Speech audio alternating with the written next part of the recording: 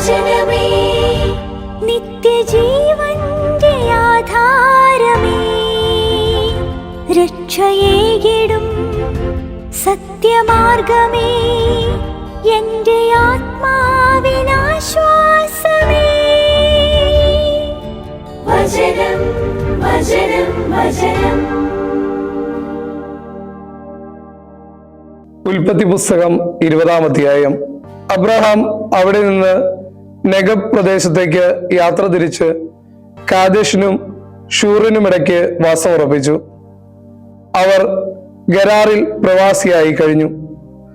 Abraham ഭാര്യ സാറായെ കുറിച്ച് അവൾ എന്റെ സഹോദരിയാണ് എന്നത്രേ പറഞ്ഞത്. ഗരാറിലെ രാജാവായ അബിമേലെക്ക് സാറായെ വരുത്തി സ്വന്തമാക്കി. ആ രാത്രി സ്വപ്നത്തിൽ ദൈവം അബിമേലെക്കിനെ സമീപിച്ച് അവനോട് പറഞ്ഞു, നോക്കൂ, നീ സ്വന്തമാക്കിയിരിക്കുന്ന സ്ത്രീ നിമിത്തം നീ മരിക്കും, കാരണം അവൾ ഭർതൃമതിയാണ്. അബിമേലെക്ക് അവളെ സമീപിച്ചിട്ടില്ലായിരുന്നു. അവൻ ചോദിച്ചു, പ്രഭോ, നീതിദുഷ്ടമായ ഒരു ജനതയെയും അങ്ങ് വധിക്കുമോ? അവൾ എന്റെ സഹോദരിയാണ് എന്ന് അവൻ തന്നെയല്ലേ എന്നോട് പറഞ്ഞത്? അവൻ എന്റെ സഹോദരനാണ് എന്ന് അവളും പറഞ്ഞു. പരമാർത്ഥ ഹൃദയത്തോടും നിർമ്മല കരങ്ങളോടും കൂടെയാണ് ഞാനിത് ചെയ്തത്. അപ്പോൾ ദൈവം അവനോട് സ്വപ്നത്തിൽ അരുൾ ചെയ്തു, പരമാർത്ഥ ഹൃദയത്തോടെയാണ് നീ ഇത് ചെയ്തതെന്ന് എനിക്കും അറിയാം. എനിക്കെതിരായി പാപം ചെയ്യുന്നതിൽ നിന്ന് ഞാൻ തന്നെയാണ് നിന്നെ തടഞ്ഞത്. അതുകൊണ്ടാണ് അവളെ തൊടാൻ നിന്നെ ഞാൻ അനുവദിക്കാതിരുന്നത്. ഇപ്പോൾ ആ മനുഷ്യന്റെ ഭാര്യയെ തിരിച്ചേൽപ്പിക്കുക, കാരണം അവൻ ഒരു പ്രവാചകനാണ്. അവൻ നിനക്ക് വേണ്ടി പ്രാർത്ഥിക്കും, നീ ജീവിക്കുകയും ചെയ്യും. തിരിച്ചേൽപ്പിക്കാത്ത പക്ഷം നീയും നിനക്കുള്ളവരൊക്കെയും തീർച്ചയായും മരിക്കും എന്നറിഞ്ഞുകൊള്ളുക. അബിമേലെക്ക് അതിരാവിലെ എഴുന്നേറ്റ് തന്റെ സേവകരെ മുഴുവൻ വിളിച്ച് ഇക്കാര്യങ്ങളെല്ലാം അവർ കേൾക്കെ വിവരിച്ചു. ആ ആളുകൾ ഏറെ ഭയപ്പെട്ടു. അബിമേലെക്ക് അബ്രാഹത്തെ വിളിച്ച് അവനോട് ചോദിച്ചു, നീ എന്താണ് ഞങ്ങളോട് ചെയ്തത്? നിനക്കെതിരായി ഞാൻ എന്ത് തെറ്റ് ചെയ്തിട്ടാണ് എന്റെയും എന്റെ രാജ്യത്തിന്റെയും മേൽ ഇത്ര വലിയ പാപം വരുത്തി വെച്ചത്? ചെയ്യരുതാത്ത പ്രവൃത്തികളാണ് നീ എന്നോട് ചെയ്തിരിക്കുന്നത്.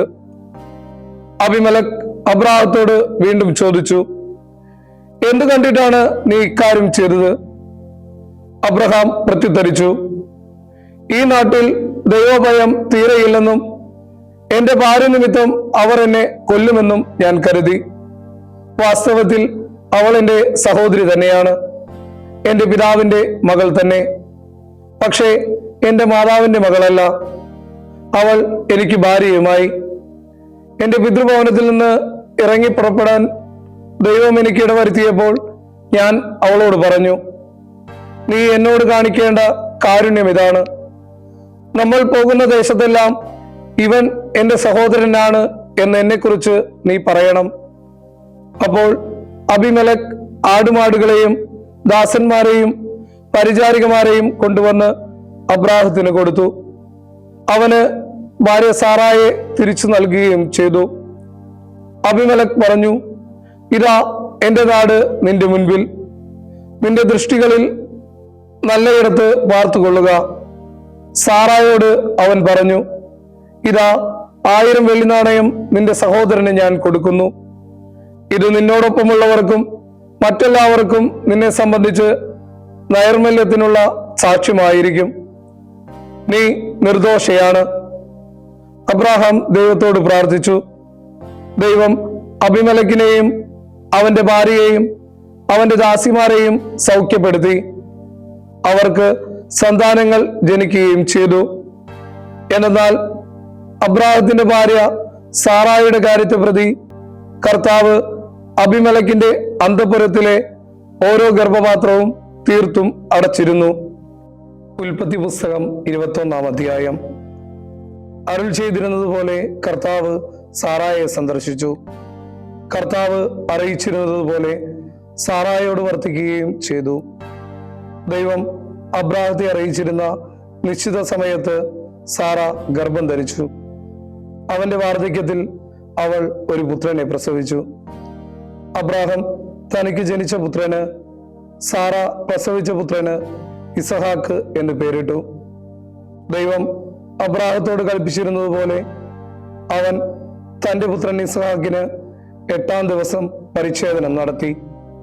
പുത്രൻ ഇസഹാക്ക് ജനിച്ചപ്പോൾ അബ്രാഹത്തിന് 100 വയസ്സായിരുന്നു.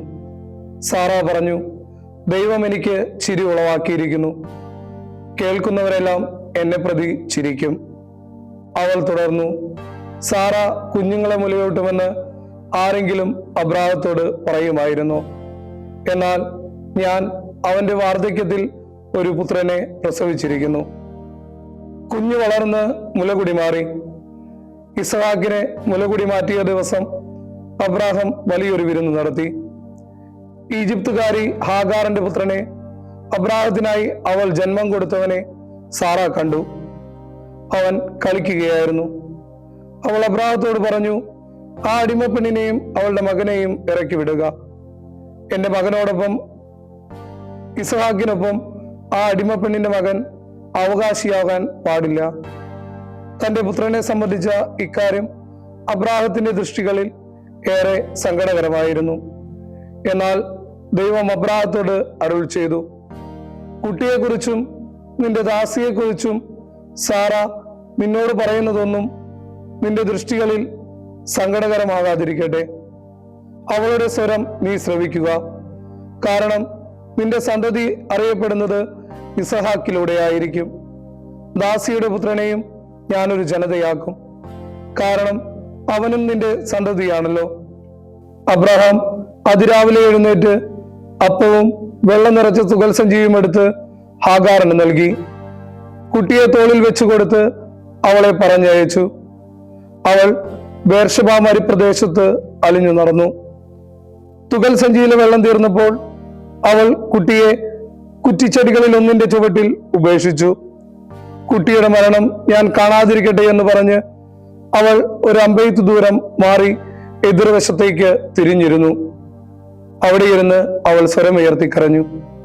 അപ്പോൾ കുട്ടിയുടെ സ്വരം ദൈവം കേട്ടു. ദൈവത്തിന്റെ ദൂതൻ ആകാശത്തു നിന്ന് ഹാഗാറിനെ വിളിച്ച് അവളോട് ചോദിച്ചു, ഹാഗാർ, നിനക്കെന്തു പറ്റി? നീ ഭയപ്പെടേണ്ട. എന്തെന്നാൽ ദൈവം കുട്ടിയുടെ സ്വരം അവനായിരിക്കുന്ന ഇടത്തു നിന്ന് കേട്ടിരിക്കുന്നു. നീ എഴുന്നേറ്റ് കുട്ടിയെ എടുക്കുക, നിന്റെ കരം കൊണ്ട് അവനെ മുറുകെ പിടിക്കുക. ഞാൻ അവനെ വലിയൊരു ജനതയാക്കും. ദൈവം അവളുടെ കണ്ണു തുറന്നു. അവൾ വെള്ളമുള്ള ഒരു കിണർ കണ്ടു. അവൾ ചെന്ന് തുകൽ സഞ്ചിയിൽ വെള്ളം നിറച്ച് കുട്ടിക്ക് കുടിക്കാൻ കൊടുത്തു. ദൈവം ആ കുട്ടിയോട് കൂടെ ഉണ്ടായിരുന്നു. അവൻ വളർന്നു, മരുഭൂമിയിൽ പാർത്തു, സമർത്ഥനായ വില്ലാളിയായി തീർന്നു. അവൻ പാരാൻ മരുഭൂമിയിൽ പാർത്തു. അവന്റെ അമ്മ അവന് വേണ്ടി ഈജിപ്ത് ദേശത്തു നിന്ന് ഒരു ഭാര്യയെ കണ്ടെത്തി. അക്കാലത്ത് അബിമലക്കും അവന്റെ സൈന്യാധിപൻ ഫിക്കോളും അബ്രാഹത്തോട് ഇപ്രകാരം പറഞ്ഞു, നീ ചെയ്യുന്നതിലെല്ലാം ദൈവം നിന്നോട് കൂടെയുണ്ട്. നീ എന്നോടും എന്റെ അനന്തരഗാമിയോടും പിൻതലമുറക്കാരോടും വ്യാജമായി വർത്തിക്കുകയില്ലെന്ന് ഇപ്പോൾ ദൈവത്തെ കൊണ്ട് ഇവിടെ വെച്ച് എന്നോട് ശപഥം ചെയ്യണം. ഞാൻ നിന്നോട് ചെയ്ത കാരുണ്യമനുസരിച്ച് എന്നോടും നീ പ്രവാസിയായി പാർത്തു വരുന്ന ഈ നാടിനോടും പ്രവർത്തിക്കണം. ഞാൻ ശപഥം ചെയ്യുന്നു. അബ്രഹാം പറഞ്ഞു. പിന്നീട് അബിമലക്കിന്റെ ദാസന്മാർ പിടിച്ചെടുത്ത വെള്ളമുള്ള കിണറിനെ സംബന്ധിച്ച് അബ്രഹാം അബിമലക്കിനെ കുറ്റപ്പെടുത്തി. അപ്പോൾ അബിമലക്ക് പറഞ്ഞു, ആരാണ് ഇക്കാര്യം ചെയ്തതെന്ന് എനിക്കറിഞ്ഞുകൂടാ. നീയാകട്ടെ എന്നെ അറിയിച്ചിരുന്നില്ല. ഇന്നല്ലാതെ ഞാൻ ഇതേക്കുറിച്ച് കേട്ടിട്ടുമില്ല. അബ്രഹാം അബിമലക്കിന് ആടുമാടുകളെ കൊണ്ടുവന്നു കൊടുത്തു. അവരിരുവരും ഒരു ഉടമ്പടി ഉണ്ടാക്കി.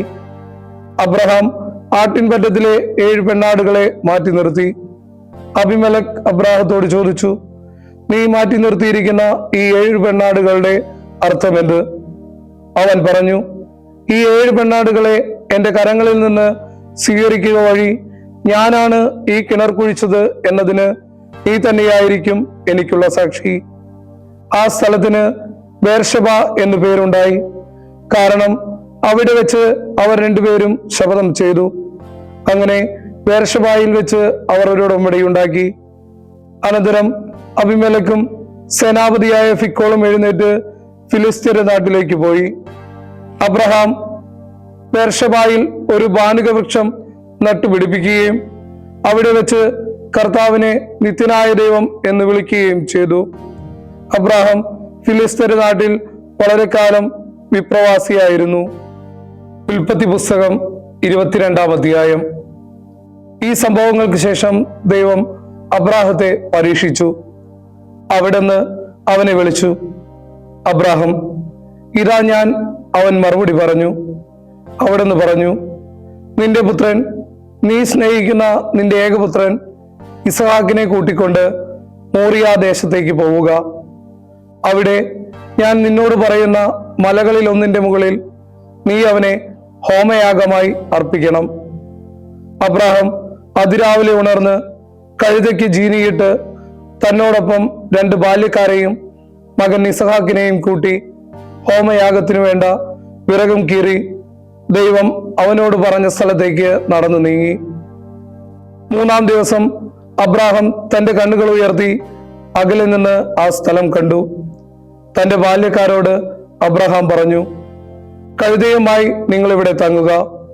ഞാനും കുട്ടിയും അവിടം വരെ പോയി ആരാധിച്ചിട്ട് നിങ്ങളുടെ അടുത്തേക്ക് തിരിച്ചു വരാം. അബ്രാഹം ഹോമയാഗത്തിനുള്ള വിറകെടുത്ത് മകൻ ഇസ്ഹാക്കിന്റെ മേൽ വെച്ചു കൊടുത്തു.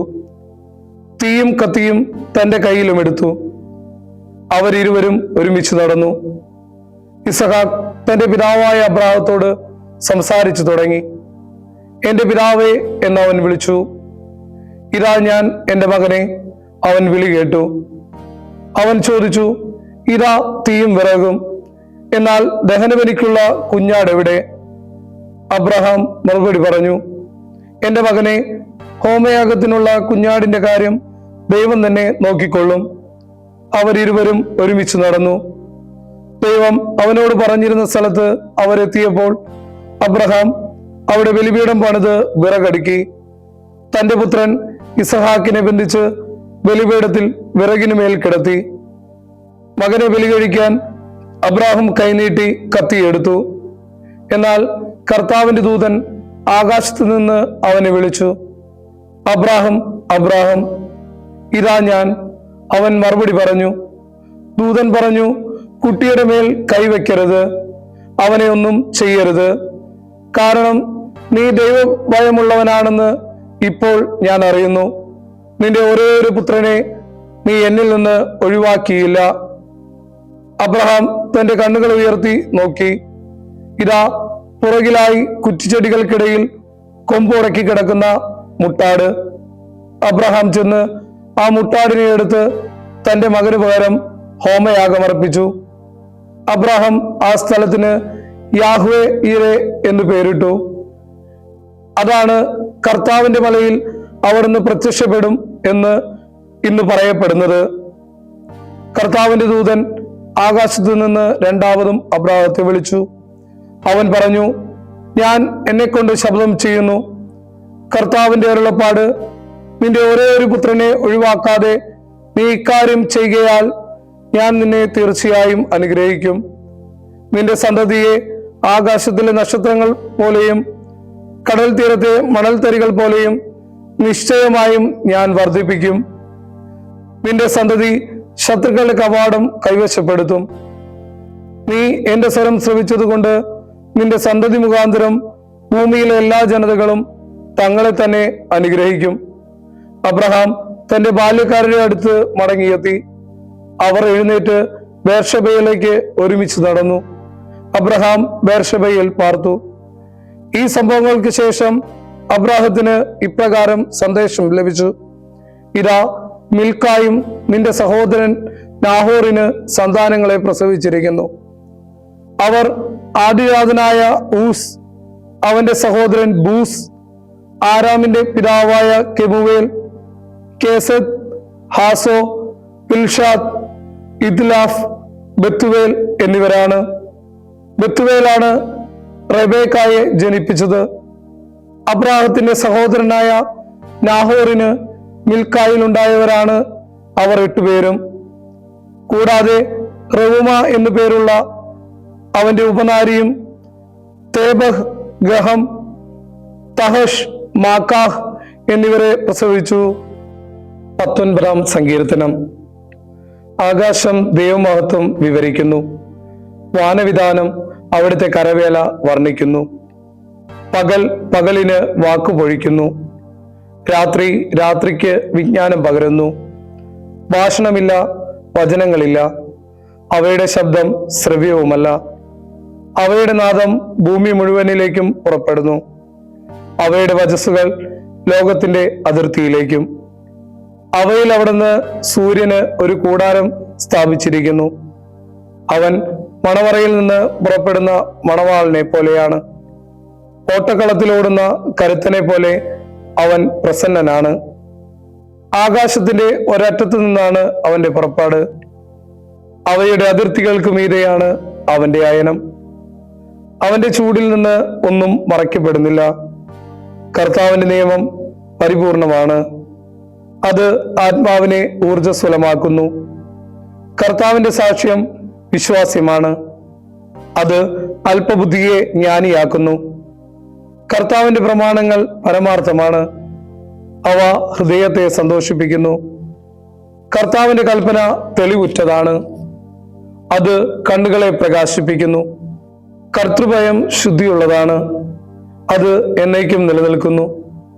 കർത്താവിന്റെ ന്യായവിധികൾ സത്യമാണ്, അവ ഒന്നടങ്കം നീതി നിവർത്തിക്കുന്നു. അവ പൊന്നിനെയും തങ്കത്തെയും കാൾ അത്യഭികാമ്യമാണ്.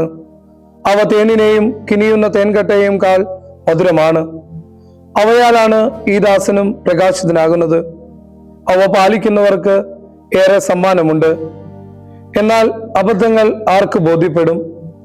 മറഞ്ഞിരിക്കുന്ന അബദ്ധങ്ങളിൽ നിന്ന് എന്നെ കുറ്റവിമുക്തനാക്കണമേ. ഒപ്പം ധിക്കാരങ്ങളിൽ നിന്ന് അങ്ങയുടെ ദാസനെ മാറ്റി നിർത്തണമേ. അവ എന്നെ ഭരിക്കാതിരിക്കട്ടെ, അപ്പോൾ ഞാൻ തികവുറ്റവനായിരിക്കും. മഹാപരാധത്തിൽ നിന്ന് കുറ്റവിമുക്തനുമായിരിക്കും. എന്റെ ശിലയും വീണ്ടെടുപ്പുകാരനുമായ കർത്താവെ, എന്റെ അതിരോക്തികളും ഹൃദയവിചാരങ്ങളും തിരുമുൻപിൽ പ്രീതികരമായി ഭവിക്കട്ടെ. വിശുദ്ധ മത്തായി എഴുതിയ സുവിശേഷം 15-ാം അധ്യായം.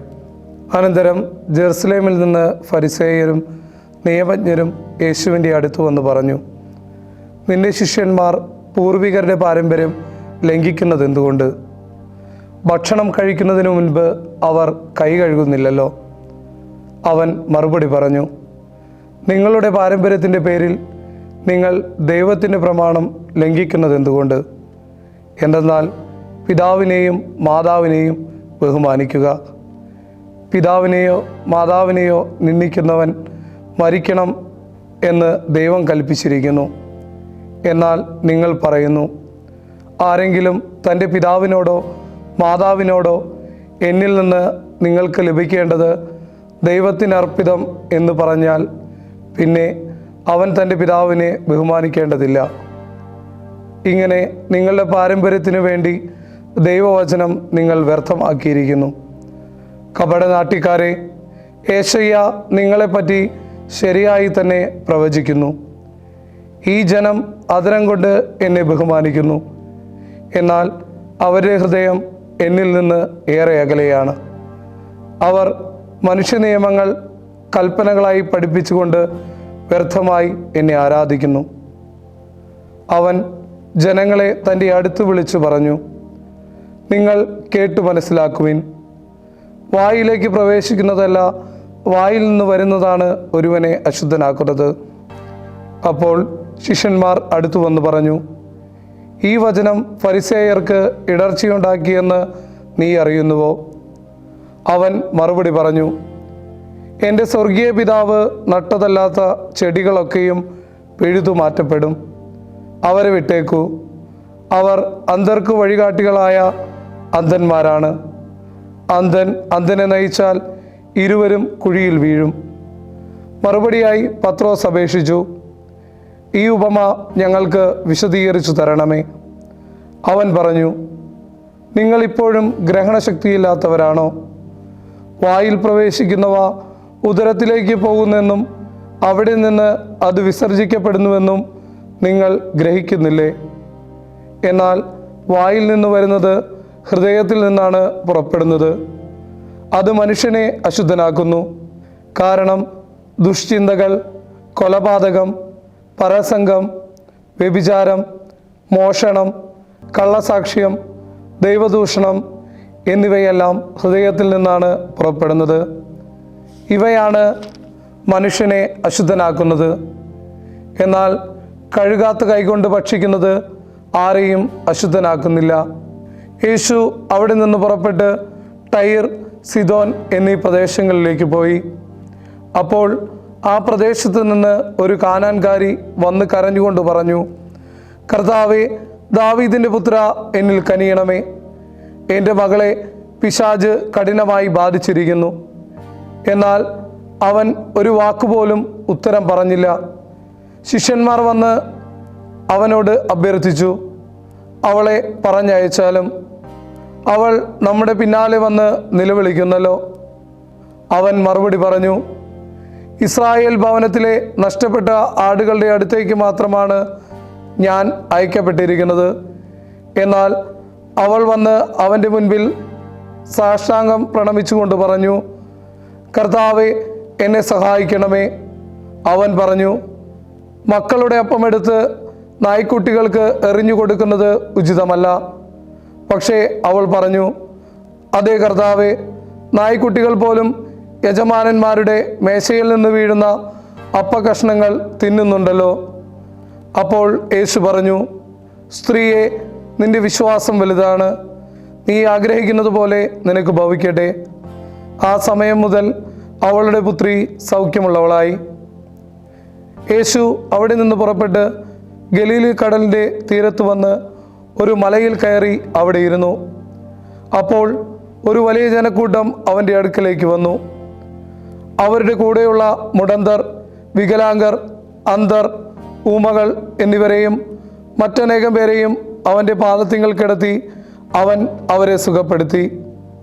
ഊമകൾ സംസാരിക്കുന്നതും വികലാംഗർ സുഖം പ്രാപിക്കുന്നതും മുടന്തർ നടക്കുന്നതും അന്ധർ കാഴ്ച പ്രാപിക്കുന്നതും കണ്ട് ജനക്കൂട്ടം വിസ്മയിച്ചു. അവർ ഇസ്രായേലിൻ്റെ ദൈവത്തെ മഹത്വപ്പെടുത്തി. പിന്നീട് യേശു തൻ്റെ ശിഷ്യന്മാരെ അടുക്കലേക്ക് വിളിച്ചു പറഞ്ഞു, ഈ ജനക്കൂട്ടത്തോട് എനിക്ക് അനുകമ്പ തോന്നുന്നു. എന്നാൽ 3 ദിവസമായി അവർ എന്നോട് കൂടെയാണ്. അവർക്ക് ഭക്ഷിക്കാൻ ഒന്നുമില്ല. വഴിയിൽ തളർന്നു വീഴാനിടയുള്ളതിനാൽ വിശക്കുന്നവരായി അവരെ പറഞ്ഞയക്കാൻ എനിക്ക് മനസ്സ് വരുന്നില്ല. ശിഷ്യന്മാർ ചോദിച്ചു, ഇത്ര വലിയ ജനക്കൂട്ടത്തെ തൃപ്തിപ്പെടുത്തുവാൻ വേണ്ടത്ര അപ്പം ഈ മരുഭൂമിയിൽ നമുക്ക് എവിടെ നിന്ന് കിട്ടും? യേശു അവരോട് ചോദിച്ചു, നിങ്ങളുടെ പക്കൽ എത്ര അപ്പമുണ്ട്? അവർ പറഞ്ഞു, 7. കുറെ ചെറിയ മത്സ്യവുമുണ്ട്. ജനക്കൂട്ടത്തോട് നിലത്തിരിക്കാൻ ആജ്ഞാപിച്ചിട്ട് അവൻ 7 അപ്പവും മത്സ്യവും എടുത്ത് കൃതജ്ഞതാസ്തോത്രം ചെയ്ത് മുറിച്ച് ശിഷ്യന്മാർക്ക് കൊടുത്തു. ശിഷ്യന്മാരാകട്ടെ ജനക്കൂട്ടത്തിന് വിളമ്പി. എല്ലാവരും ഭക്ഷിച്ച് തൃപ്തരായി. ബാക്കി വന്ന കഷ്ണങ്ങൾ 7 കുട്ട നിറയെ അവർ ശേഖരിച്ചു. ഭക്ഷിച്ചവർ സ്ത്രീകളും കുട്ടികളും ഒഴികെ 4000 പുരുഷന്മാരായിരുന്നു. ജനക്കൂട്ടത്തെ പറഞ്ഞയച്ചിട്ട് അവൻ വഞ്ചിയിൽ കയറി മഗദാൻ പ്രദേശത്തേക്ക് പോയി. ദൈവവചനമേ, നിത്യജീവന്റെ ആധാരമേ, രക്ഷയേകിടും സത്യമാർഗമേ, എന്റെ